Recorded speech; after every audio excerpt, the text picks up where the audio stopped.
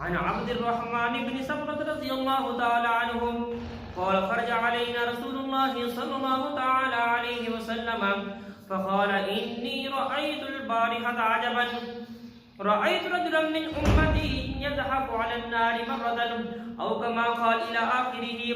نبی پاک علیہ الصلوۃ والسلام کے پیارے صحابی حضرت سیدنا عبد الرحمن بن صخرہ رضی اللہ تعالی عنہم آپ بیان فرماتے ہیں کہ نبی پاک علیہ الصلوۃ والسلام تشریف لائے اور آپ نے ارشاد فرمایا کہ میں نے رات کو عجیب منظر دیکھا. میں نے دیکھا کہ میرا ایک امتی پرسرات پر سے گزرنے لگا. کبھی وہ چلتا ہے, کبھی وہ رکتا ہے, کبھی وہ گر جاتا ہے, کبھی وہ لٹک جاتا ہے. تو اچانک اس کا میری ذات پر درود پڑا ہوا آیا اور اس کا ہاتھ پکڑا اور اس کو پل صراط پر سے سیدھا کھڑا کر دیا اور ایسے ہی پکڑے پکڑے اس کو پل صراط پار کروا